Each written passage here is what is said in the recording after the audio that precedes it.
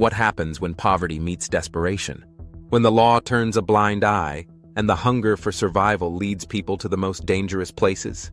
Have you ever wondered how far someone might go for survival? How many lives are willing to be sacrificed in the name of gold? This is the haunting reality deep underground in South Africa. A place where miners with nothing left to lose risk it all in an illegal search for gold. It's a dangerous, criminalized industry, but it's also a reflection of something much deeper. A symbol of systemic failure. And yet, authorities are now pulling dozens of dead miners from the earth. Why? What happened that led to this deadly confrontation? How did a standoff that lasted months end with a death toll that continues to rise? Authorities say they were just doing their job, rooting out criminals. But how far can you go when you're trying to enforce the law? At what point does justice become a war? Brutal, ruthless toward the Zama-Zamas and the community. These words echo a troubling sentiment that divides the country. Who's really to blame here? The illegal miners, who are often forced to operate in the most horrific conditions? Or the authorities who have decided to cut off all resources to them, making survival an impossible feat? Could the miners have escaped?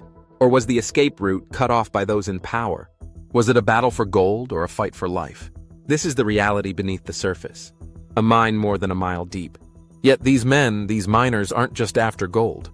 They're searching for a way out. Not just from the mine, but from the crushing poverty above ground. What do we really know about the Zama-Zamas? Many view them as criminals, dangerous to the very fabric of South Africa. But are they just criminals? Or are they the product of a broken system? The mining industry in South Africa was once the beating heart of the economy, but it was built on the backs of the black majority. A system that perpetuated exploitation, a legacy of inequality that still lingers today. How much has really changed? Yes, black-owned companies have entered the industry, but wealth remains largely concentrated in the hands of a few. Has anything truly changed since the days of apartheid? And what about the state's approach to this?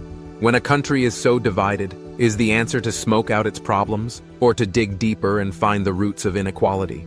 Is criminalization the right approach? Or are these miners the victims of a deeper systemic issue? We are not sending help to criminals, we are going to smoke them out. These are the words that paint a clear picture of a nation divided.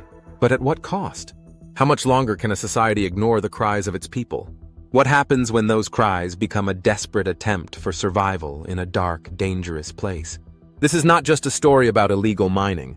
It's a story about a country still struggling to heal from its past.